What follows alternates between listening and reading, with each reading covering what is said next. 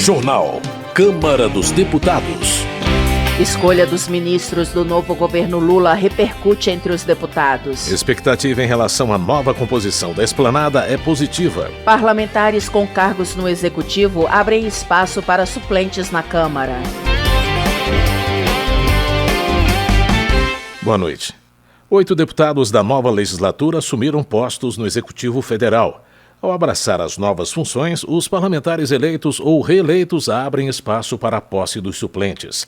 A repórter Silvia Munhato explica. 3 deputados eleitos e 5 reeleitos para a próxima legislatura, de 2023 a 2027, assumiram postos no Executivo Federal e devem tomar posse em fevereiro na Câmara e, em seguida, se licenciarem novamente. Os reeleitos dão lugar agora a 5 novos nomes que assumem as vagas na Câmara no mês de janeiro ainda, como suplentes da legislatura que está se encerrando. O deputado Alfredinho, do PT de São Paulo, assumiu agora em janeiro no lugar do ministro da Secretaria de Relações Institucionais, Alexandre Padilha, mas continuou no cargo a partir de fevereiro, porque é o segundo suplente da coligação entre PV, PT e PCdoB no estado de São Paulo. Ele era vereador de São Paulo até o ano passado. Alfredinho continua porque também saíram para ministérios o deputado reeleito Paulo Teixeira, ministro do Desenvolvimento Agrário, e o eleito Luiz Marinho, ministro do Trabalho. As outras 2 vagas da coligação por São Paulo ficarão com os suplentes Orlando Silva, do PCdoB,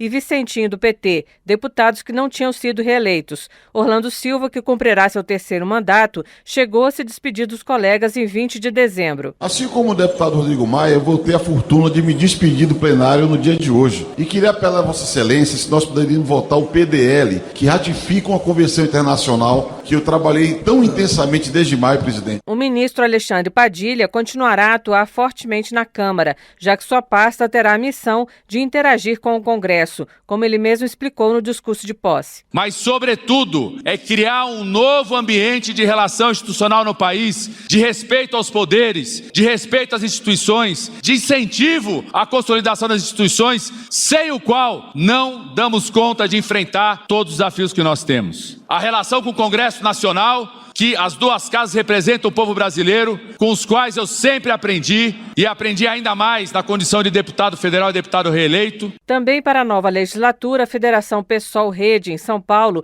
elegeu 2 deputadas que se tornaram ministras. Sônia Guajajara, do PSOL, ministra dos Povos Indígenas, e Marina Silva, da Rede, ministra do Meio Ambiente. Os suplentes serão Luciene Cavalcante, do PSOL, mais ligada à área de educação, e Ivan Valente, também do PSOL, que é deputado desde 1995, mas não tinha sido reeleito como titular. O ministro da Secretaria de Comunicação Social, Paulo Pimenta, do PT do Rio Grande do Sul, assumirá o seu 5º mandato na Câmara em fevereiro, mas deverá ser substituído pela cientista social Reginete Bispo. Já o ministro das Comunicações, Juscelino Filho, do União do Maranhão, deverá ceder o lugar para o médico Dr. Benjamin.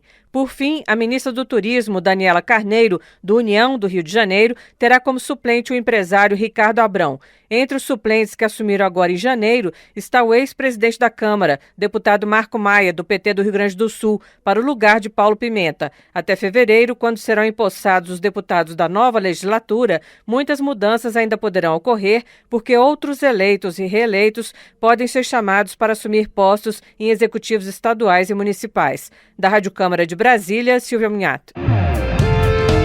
Economia. No mês de dezembro, o ministro do Supremo Tribunal Federal, Gilmar Mendes, determinou que os benefícios destinados a garantir uma renda mínima aos brasileiros fossem excluídos do teto de gastos. A decisão dividiu a opinião dos parlamentares. Marcel Van Hatten, do Novo do Rio Grande do Sul, considera absurda a decisão monocrática do ministro Gilmar Mendes, que excluiu do teto de gastos recursos para programas sociais. Segundo ele, a decisão sobre o assunto cabe ao Parlamento e não à Suprema Corte. Além disso, Marcel Van Hatten afirma que o mandado de injunção que provocou a manifestação de Gilmar Mendes já havia sido arquivado, o que impediria o ministro de usar a ação para deliberar sobre o assunto.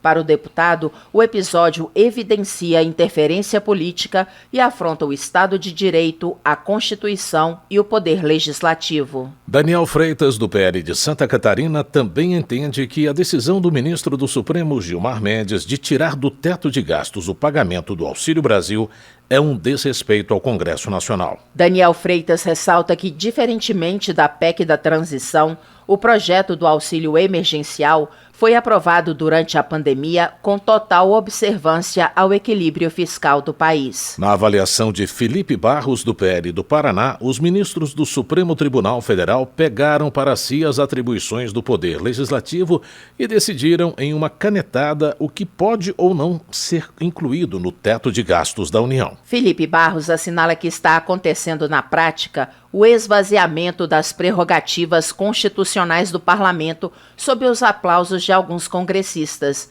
Para ele, ou o Congresso Nacional se valoriza, ou será o início de sua extinção. Já Célio Moura, do PT do Tocantins, avalia como um gesto de grandeza a decisão da Suprema Corte de deixar de fora do teto de gastos os recursos destinados ao pagamento de benefícios para garantir renda mínima aos brasileiros. Na visão de Célio Moura, a determinação da Justiça é fundamental para preservar o direito da população de se alimentar. Érica Cocai, do PT do Distrito Federal, usa a palavra cinismo para se referir a parlamentares que permitiram ao governo Bolsonaro furar o teto de gastos por, segundo ela, razões eleitoreiras, mas chamam de irresponsabilidade com o orçamento matar a fome do povo. Érica Cocai ainda lamenta a destruição a que o país foi submetido nos últimos 4 anos. No entanto, a deputada ressalta que o momento é de esperança com a posse de Lula como novo presidente do Brasil. Trabalho. Vicentinho, do PT de São Paulo, se diz preocupado com decisões tomadas pela gestão anterior dos Correios no final de 2022. Entre as medidas criticadas, ele ressalta a venda de imóveis e o programa de demissão incentivada, que, segundo o deputado, gerou gastos milionários para a estatal. Com o novo governo, Vicentinho defende o fortalecimento dos Correios e a realização de concursos. De acordo com o deputado, é preciso contratar e não demitir carteiros e atendentes para reforçar o quadro de pessoal da empresa. Evair Vieira de Mello, do PP do Espírito Santo, ressalta que, depois de muito tempo, o Brasil encerrou 2022 com a taxa de desemprego em torno de 8%. Na avaliação do deputado, os programas de preservação do emprego lançados no governo Bolsonaro se mostraram eficientes. Evair Vieira de Mello destaca ainda que a ampliação das relações comerciais do Brasil aumentou as exportações e gerou uma balança comercial superavitária. Ele também aponta avanços na infraestrutura nacional com a aprovação do novo marco do saneamento básico e o marco regulatório das ferrovias. Desenvolvimento Regional. Sidney Leite, do PSD, apela ao Instituto Brasileiro de Geografia e Estatística, IBGE, pela retomada do censo no Amazonas. De acordo com o parlamentar, o Estado será prejudicado na área da saúde, no Fundo de Participação dos Municípios e nos indicadores sociais, caso os governos não tenham acesso a dados confiáveis e não faça a distribuição adequada de recursos. Sidney Leite também reclama dos serviços prestados pela empresa Amazonas Energia. Segundo o deputado, há populações isoladas no estado que ficam meses sem fornecimento de energia por falta de manutenção da rede. Hildo Rocha, do MDB, informa que a base de Alcântara, no Maranhão, deve lançar em breve o primeiro foguete comercial a partir de contrato com uma empresa privada. Segundo o deputado, a operação só será possível graças ao acordo de salvaguardas tecnológicas entre Brasil e Estados Unidos, que garante a proteção de todas as patentes norte-americanas. Hildo Rocha ressalta que o Brasil tem a ambição de se tornar um ator importante no cenário de transporte espacial, graças às facilidades geográficas do país. Ele acredita que essa nova realidade do centro de lançamento de Alcântara trará muitas oportunidades para toda a região da Baixada Maranhense. Justiça. Lídice da Mata, do PSB da Bahia, registra o aniversário de 1 ano da Lei Mariana Ferrer, que protege vítimas de crimes sexuais de atos contra a sua integridade moral e psicológica durante o processo judicial. A norma proíbe, nas audiências, o uso de linguagem, informações ou material ofensivos à dignidade da vítima ou de testemunhas. Lídice da Mata acredita que a lei modifica a postura do judiciário, principalmente em relação a comportamentos discriminatórios e humilhantes que, na opinião dela, aconteciam durante o julgamento de mulheres que denunciavam algum tipo de violência sexual. Paula Belmonte, do Cidadania do Distrito Federal, afirma ter sido vítima de perseguição e violência de gênero durante a campanha eleitoral. No entanto, ela observa que, apesar das ações ilegais que tentaram impedir sua candidatura, ela se elegeu deputada distrital. Paula Belmonte faz um apelo para que os parlamentares se unam na próxima legislatura para evitar que a violência política de gênero se torne um método de campanha eleitoral e que atitudes truculentas e antidemocráticas se repitam nos próximos pleitos. Comissões. A Comissão de Constituição e Justiça da Câmara aprovou uma proposta que estabelece dados mínimos para cadastro de pessoa com deficiência. A repórter Paula Bittar tem as informações. Uma proposta aprovada pela Comissão de Constituição e Justiça da Câmara altera o Estatuto da Pessoa com Deficiência para definir quais informações devem constar do Cadastro Nacional de Inclusão da Pessoa com Deficiência, criado pelo Estatuto em 2015. Segundo o texto aprovado, o cadastro deverá conter, no mínimo, nome completo, data de nascimento, sexo e filiação, número da identidade ou da certidão de nascimento, CPF, número do Cartão Nacional de Saúde, endereço, telefone, endereço para contato eletrônico e demais meios para contato. Também deverá conter nível de escolaridade, formação e experiência profissional, número da carteira de trabalho, tipo de deficiência com descrição da natureza e origem do impedimento e limitações ou restrições para a participação social em igualdade de condições com as demais pessoas, situação socioeconômica, além de outras informações que contribuam para a identificação das condições de vida e a avaliação das políticas públicas aplicáveis às pessoas com deficiência.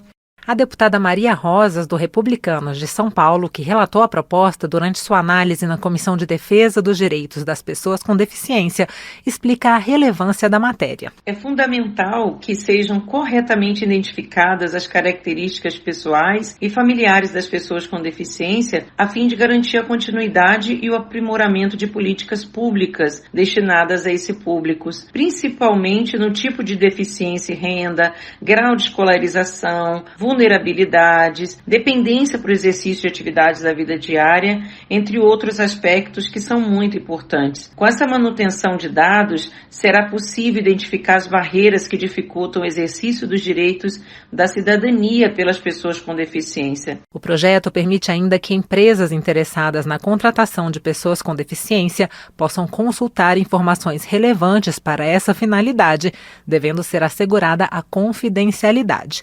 A proposta foi analisada em caráter conclusivo e, portanto, poderá seguir para o Senado, a menos que haja recurso para votação antes pelo plenário. Da Rádio Câmara, de Brasília, Paula Bittar. Homenagem. Projeto de Pompeu de Matos, do PDT gaúcho, inclui o nome do ex-presidente João Goulart, o Jango, no livro dos Heróis da Pátria. Segundo o deputado, Jango merece a homenagem, entre outros motivos, por ter evitado uma guerra civil no país ao seguir para o exílio quando os militares tomaram o poder em 1964. Pompeu de Matos também destaca a trajetória política de João Goulart, nascido no Rio Grande do Sul. Ele lembra que Jango era o ministro do Trabalho quando foi criado o salário mínimo, durante o governo de Getúlio Vargas. Política. Otone de Paula, do MDB do Rio de Janeiro, agradece a Deus pela oportunidade de servir a nação durante os últimos 4 anos e também pela honra de ter sido reeleito para a próxima legislatura. Como uma demonstração de gratidão, Otone de Paula proclamou o hino gospel Iavé, que fala sobre o poder, a bondade e a justiça de Deus, entre outros atributos. Coronel Crisóstomo, do PL de Rondônia, compartilha com seus eleitores a alegria de ter sido reeleito para a próxima legislatura. Ele ainda parabeniza a Justiça Eleitoral de Rondônia, bem como os demais segmentos do Poder Judiciário no estado. De acordo com o Coronel Crisóstomo, Rondônia possui um dos sistemas de justiça mais conceituados do país e merece ocupar mais cadeiras, com mais representantes nas instâncias superiores. Lisiane Bayer, do Republicanos do Rio Grande do Sul, se despede da Câmara ao anunciar que, como suplente do senador eleito, general Hamilton Mourão, continuará a serviço da fé, da família e da vida na outra casa do Congresso Nacional. Lisiane Bayer informa que a irmã, Franciane Bayer, levará adiante seu trabalho na Câmara, disponibilizando recursos para os cuidados com a saúde da mulher, educação, segurança e fortalecendo os municípios gaúchos. Gonzaga Patriota, do PSB de Pernambuco, enfatiza que durante 40 anos como parlamentar, sempre buscou viabilizar medidas que beneficiassem a população mais vulnerável do país. Gonzaga Patriota ressalta que a vida pública não termina com o fim de um mandato e garante que vai continuar trabalhando em prol do Brasil, mesmo sem uma cadeira no parlamento. Ele agradece a Deus, à família e principalmente ao povo pernambucano por ter lhe dado a honra de servir ao país. A escolha dos ministros feita pelo presidente Lula repercutiu entre os parlamentares. A expectativa com o novo desenho da esplanada dos ministérios é positiva, como informa o repórter José Carlos Oliveira. A nova estrutura administrativa do governo federal é composta por 31 ministérios e outros 6 órgãos com status de ministério, como Casa Civil, Secretaria de Comunicação Social e Advocacia Geral da União, por exemplo.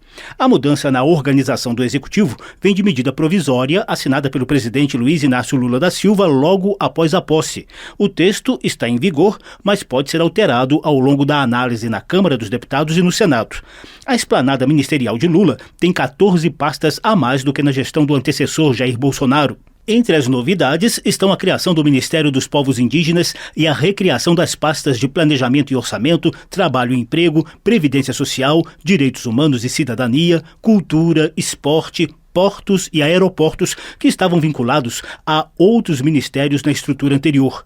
Vice-líder do PSB, o deputado Heitor Chu, do Rio Grande do Sul, elogiou a recriação do Ministério do Desenvolvimento Agrário e Agricultura Familiar e também destacou a escolha estratégica do vice-presidente da República para assumir uma pasta com atribuições importantes para o desenvolvimento econômico do país. Um país que quer se desenvolver, gerar emprego, renda, tributos, não pode apenas vender petróleo, vender grãos e boi em pé. A gente precisa industrializar, precisa transformar. E eu acho que Geraldo Alckmin, sendo vice-presidente e ao mesmo tempo ministro da Indústria, Comércio e Serviços, nós poderemos alavancar um novo momento para a economia.